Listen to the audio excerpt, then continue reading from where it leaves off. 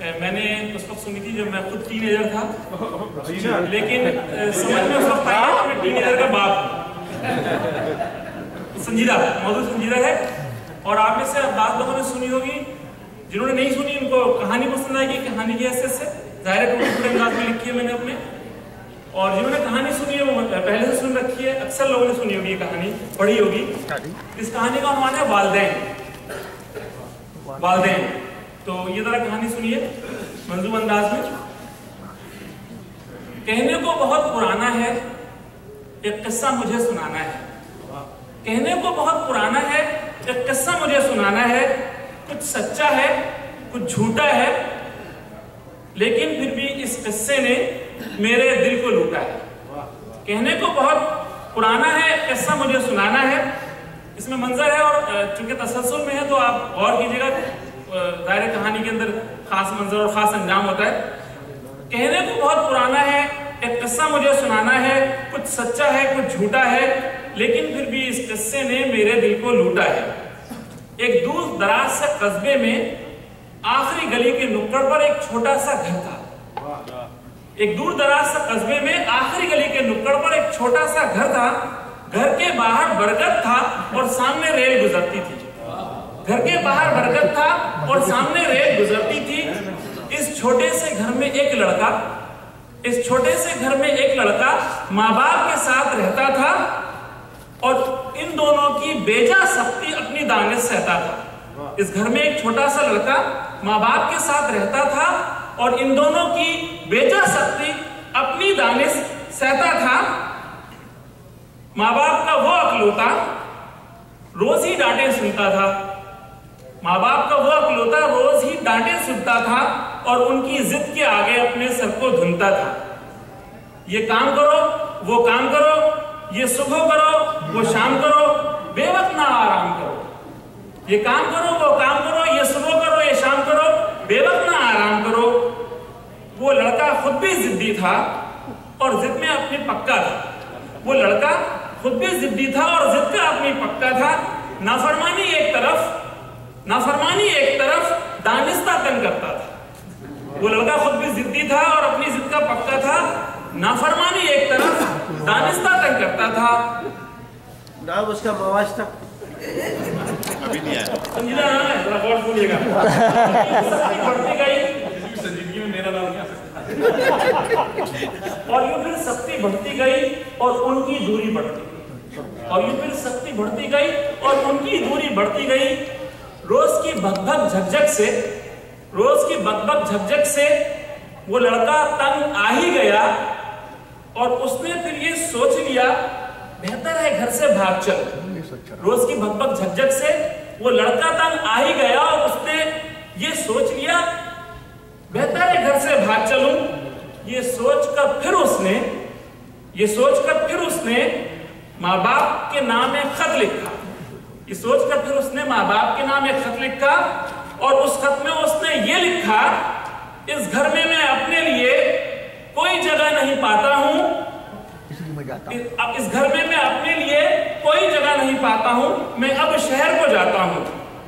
मैं नगरी नगरी घूमूंगा, मैं सारी दुनिया देखूंगा, कहीं कोई ठिकाना पाऊंगा, लौट कर अब ना आऊंगा। अपनी मर्जी का मालिक हूं, मैं अब पूरा बालिक हूं। मैं नगरी नगरी घूमूंगा, मैं सारी दुनिया देखूंगा, कहीं कोई ठिकाना पाऊंगा, लौट कर अब ना आऊंगा। अपनी मर्जी का मालिक हूं, मैं अब पूरा बालिग हूं। यूं फिर उस लड़के ने अपने घर को छोड़ दिया और बस्ती से वो भाग गया।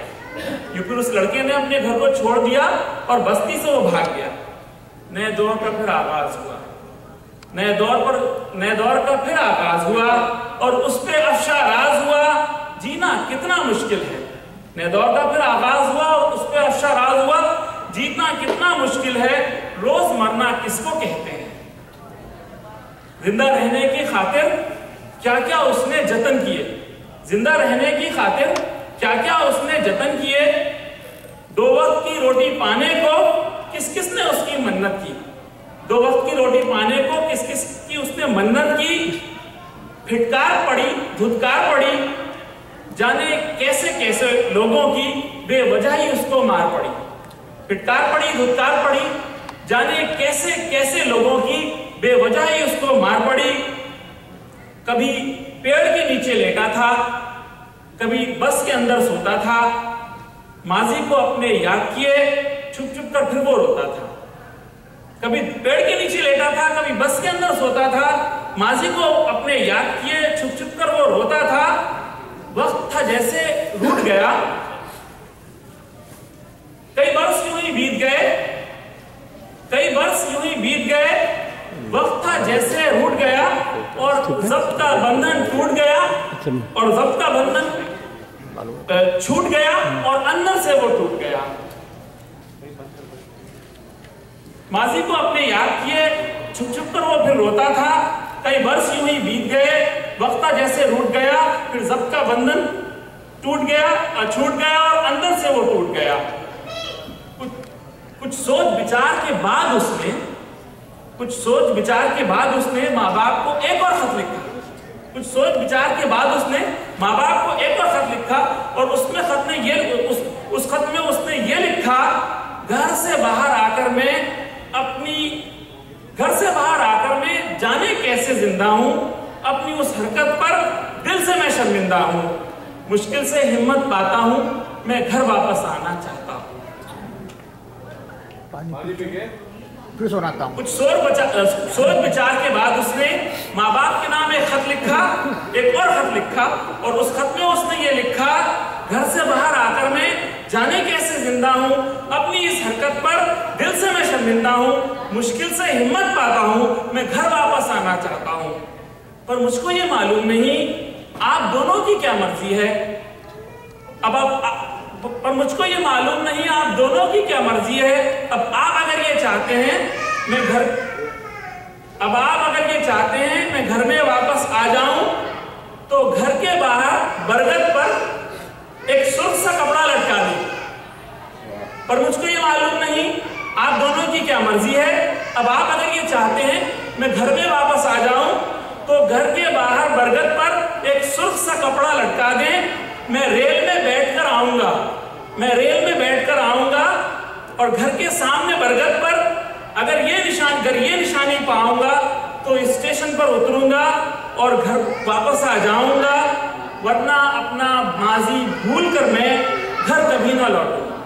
अब आप अगर ये चाहते हैं मैं घर में वापस आ जाऊं, तो घर के बाहर बरगद पर एक सुर्ख सा कपड़ा लटका दें। मैं रेल में बैठकर आऊंगा और घर के बाहर बरगद पर अगर ये निशानी पाऊंगा तो स्टेशन पर उतरूंगा और घर को वापस आऊंगा, वरना माजी भूलकर मैं घर कभी ना लौटूंगा। वो दिन आखिर आ ही गया कि रेल में बैठकर वो लड़का बस्ती की जानिब चल निकला। वो दिन भी आखिर आ ही गया कि रेल में बैठकर वो लड़का बस्ती के जानिब चल निकला।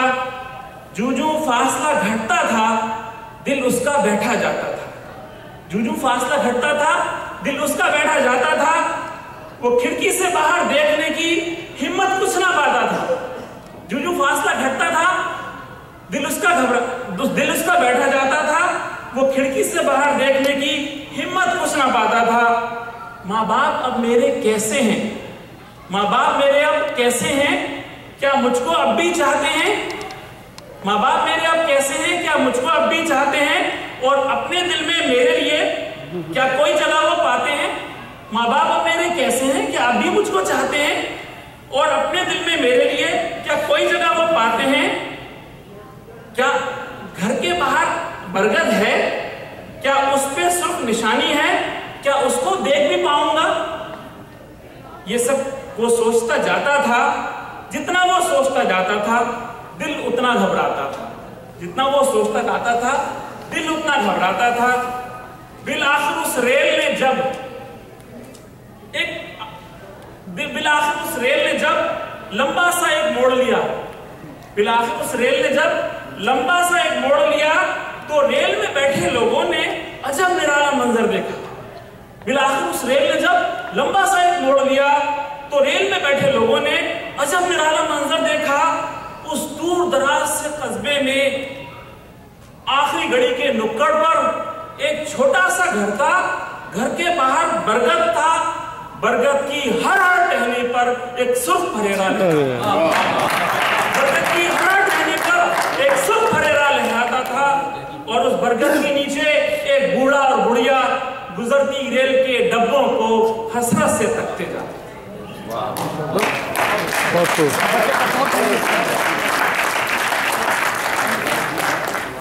आगे कर दिया।